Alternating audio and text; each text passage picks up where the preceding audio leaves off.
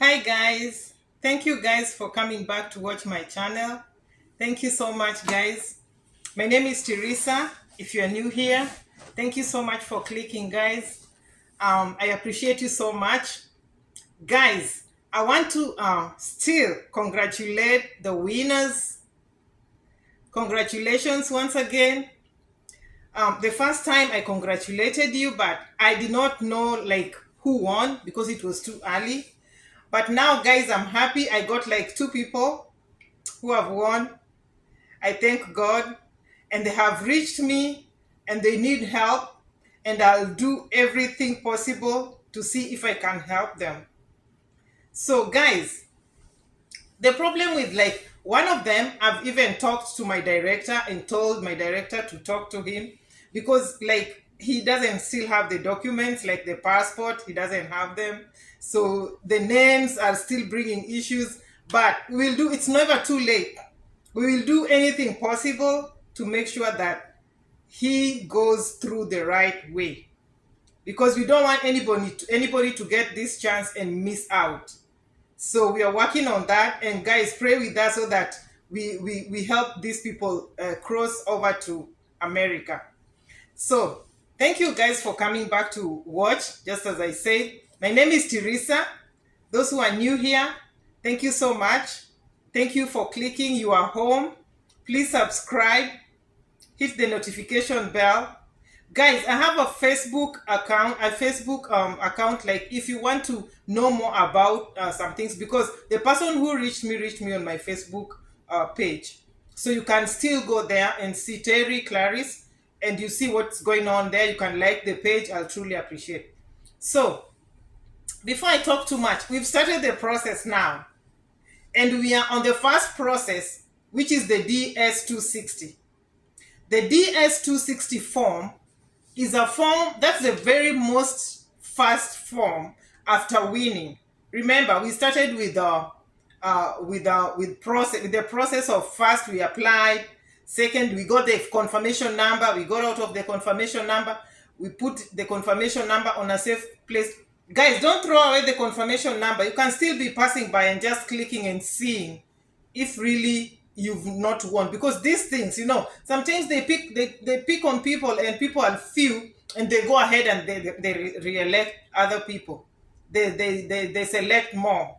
So don't throw away the confirmation number. Still keep it at a safe place, okay, and stay here so that we can be getting the information, because if you run away and decide not to be watching, how will you even know what's going on, right?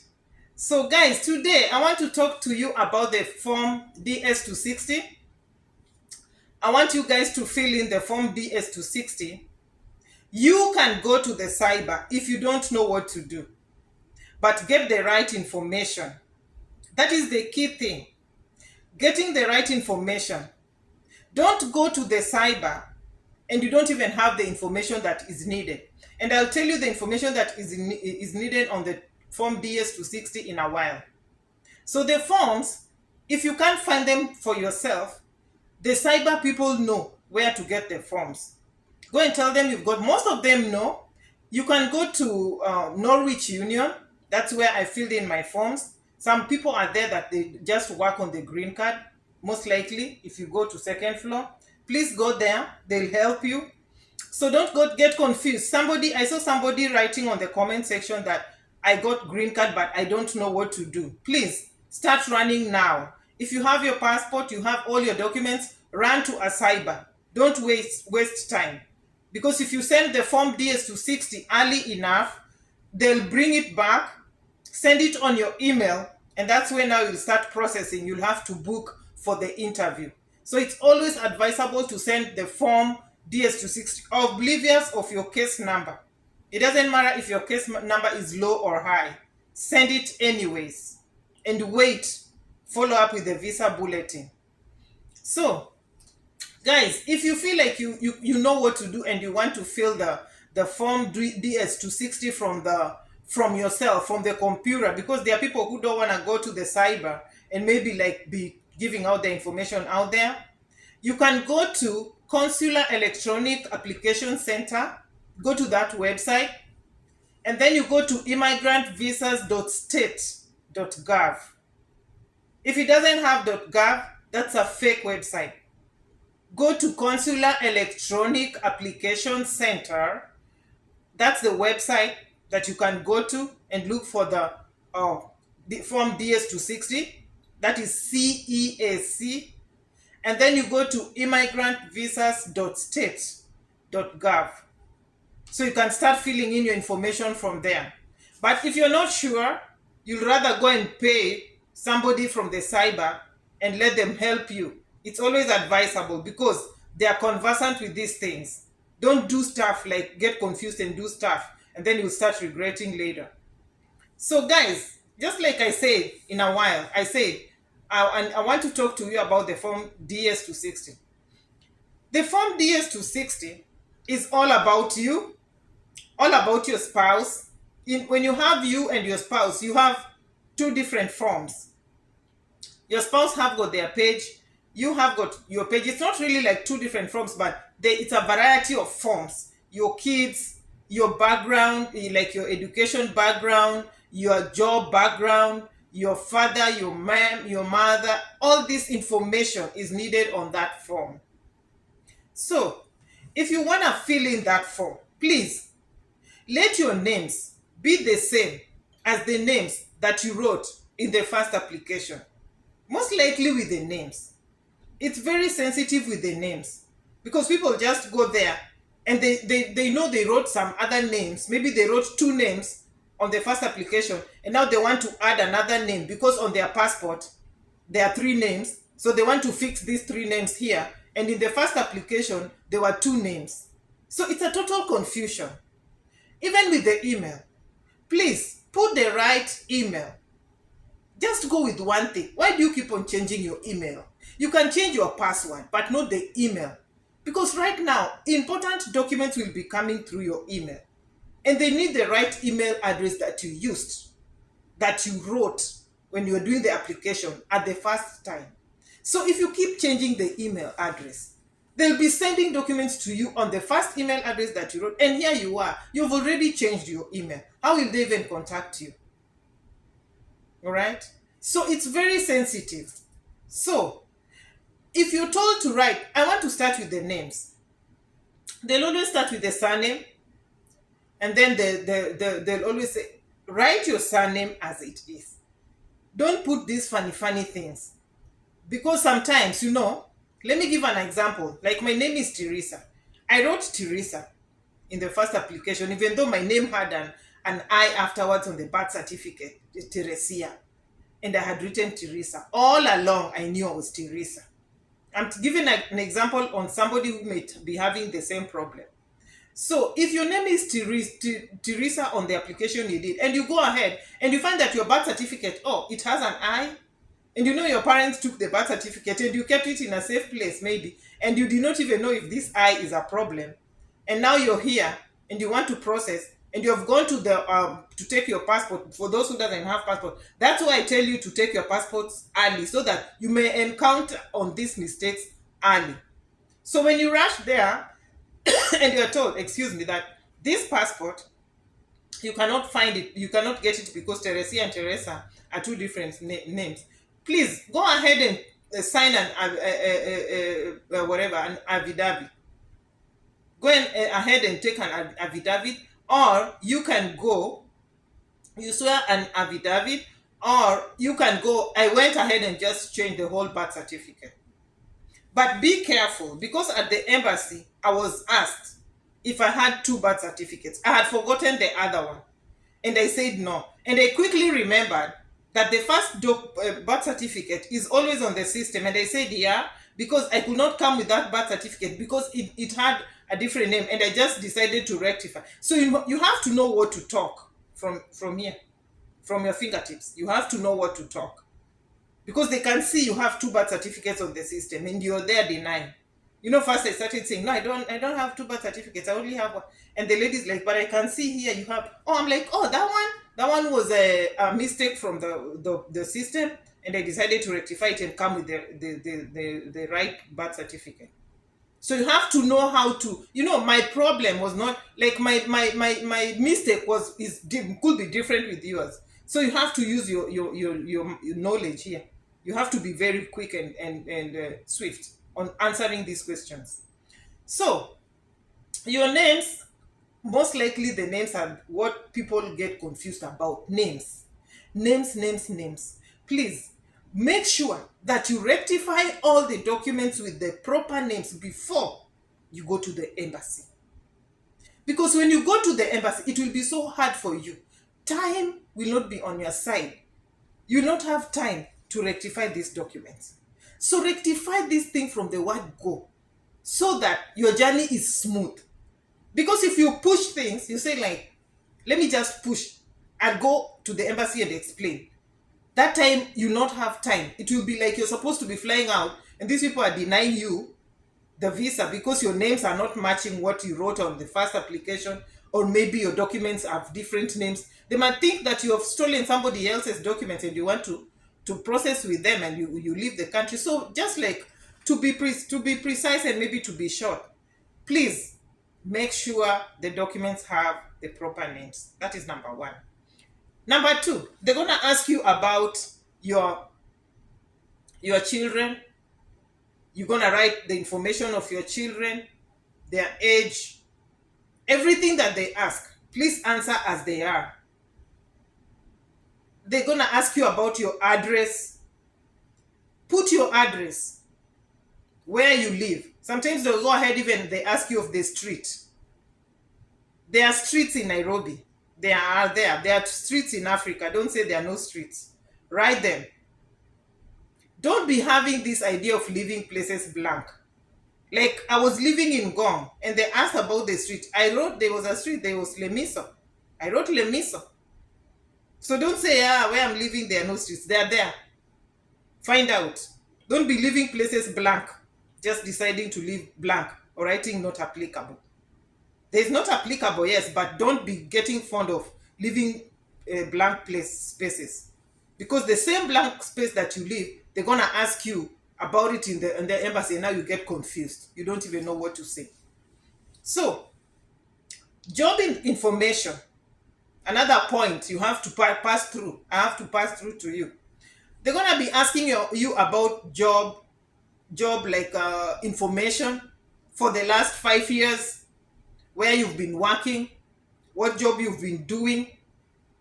And I used to work in an insurance industry. I wrote all the insurance companies that I had worked for. The 3 of them, I had worked for 3. I was on the 3rd one. I wrote all of them. Write the years of when you started, because they're going to ask you for those years. Which year did you start? Which year did you live there? Which year? And at a point, it's always good to get committed. Like when you're somewhere, you're doing something at least, Don't be staying like you did your university sometimes back and you've been staying home. Now they're asking you, okay, you did a university this time. What have you been doing? But that one cannot stop you from coming. But they look at you like, he's not been doing nothing since that time, At least be doing something, Be doing something so that you can get something to write. Because if they for the last 5 years and somebody can see you left school, maybe 10 years, it will not buy you from coming. But I'm just advising you, because when you go there and write those things, they'll see that you're a serious person. At least you're doing something with your life. Okay? Excuse me, guys. Thank you. So now, job information, as I said, write everything as it is. Don't add, don't minus. So now that's another point. Another point that they'll ask you again on the specific form is the education background. What they need is a Form 4 O-level certificate. But if you went ahead and did university, not a problem. You can just write, because they want your education background. But all what they need is the Form 4 certificate. That's what you will be going to verify, and they'll be sending it to the embassy. And that one you will not need to like even follow up with them. You will just need to call the embassy and be asking them, um, is my Form 4 certificate there already? You know? So just be calling and asking. You're not the one who's supposed to be going to take the form from where you went to verify it to the embassy. No.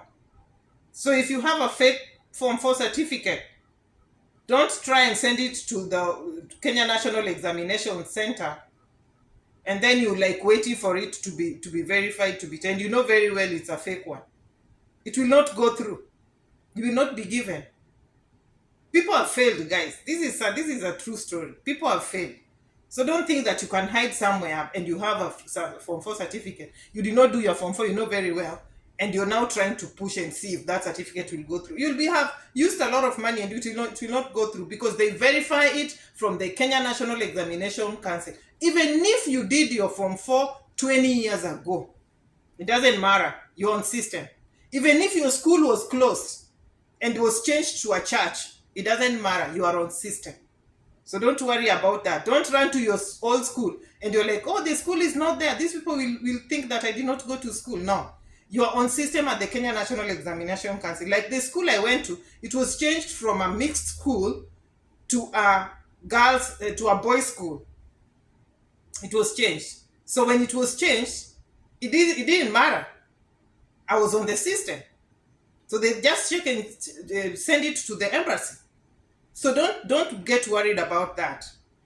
So, guys, they'll ask you again about your parents' information, where they live right at that time when you're filling in the forms. Your children's information, I've talked about that. You have to put things straight, how they are. Your parents' age, you know, they're going to ask you that. Please confirm before you start putting things down.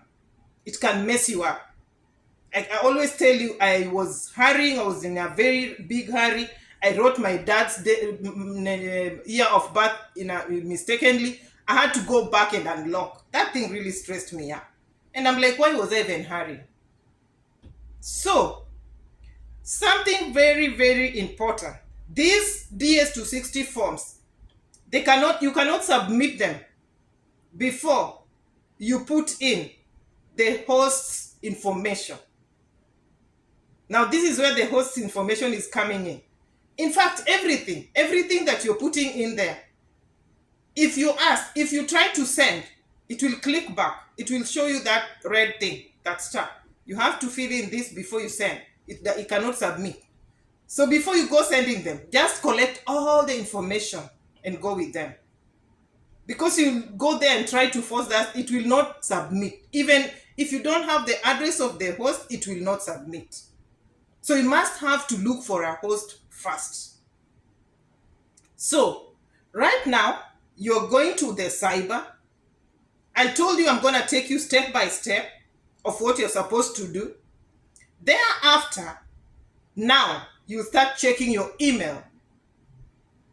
They'll start sending documents to you on email for you to start booking your interview, for you to start booking your medical. Now you're going to be waiting for the form 2NL, second notification letter, after you send the form DS-260 with the right information and the documents. So guys, there's something I want to tell you. There's a number on the form. When you're processing, there's a number there. Like they're telling you, if you have any problem, you can call us. We can help you. Please, if you have any problem, call. You know, I was afraid to call that number. Please call. Those people are so kind. They're waiting for your call. They're there to serve you. Please call. Don't be afraid. You know, because I had sent my documents and I was waiting and I'm not seeing my documents. And I'm like, where is my documents? Like they're just, the 2NLs are coming back. I could see case number 33 somewhere have gone to the interview and they have been given a visa. And I'm not seeing my form 2NL on email. And I decided, no, I'm going to die with this thing. Let me call. I picked the phone, called that number. And when I called that number, they were so kind. They're like, we've not seen your forms. Please, can you send again? So let me tell you what happened. We had sent these forms on my son's computer. And at a point, his computer, I don't know what happens with the computer, it did not send the forms. And he told me there's a point that that thing happened with the client of his, and we did not know. We were waiting there for 2 months, waiting for the 2NL to come back. You know, it shows that it has sent, but it has not gone. So do you know that day when I called, I found a lady and she told me, we cannot see your forms. When did you last send? And I told them, they said, we cannot see your forms here. So I started running. So if only I did not call, I could be waiting. And by the time I know that I did not even send, I start blaming. So just call, you know. So I decided to send the forms on my son's computer again. And I decided to send the forms on the other son's computer again. I decided to go to town to send. So I sent like around six forms, six. Two people, I mean 3 people. And that evening, I saw the response. And I'm like, I was just sitting somewhere. I did not know that these forms have not gone through. See now, the only thing I did, I just called. So that number, call it. It can help you. And immediately now, before I know it, that person told me, you get your 2NL at the end of the month, on 21st, something he told me. And I got my 2NL and I started processing. And now things started like working. So don't hesitate to call that number. Call. And it's not expensive. It's not expensive. I remember we were ready with 500 shillings. We had put 500 shillings on the phone, and now we are sitting there with my sons. My other son is here, the other one is here. We are like, hi. We are like, oh, this money. That money it did not even take 100 shillings or 200 shillings. It's cheap. So don't be afraid. So that's another information that I've given you. So guys, keep watching my channel. I have so much information. I'm rich with information here. I'll take you through the process. I want to thank you so much for coming back to watch. Thank you for subscribing. Guys, subscribe. Watch my channel.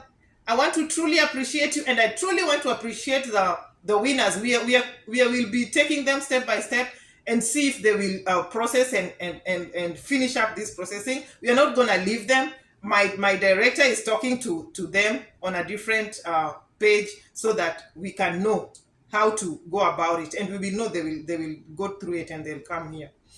So guys, as I always say, I'll be back with more videos. Subscribe guys, share, and like this video if you like it. Thank you so much for coming back to watch. Bye bye. Take care out there.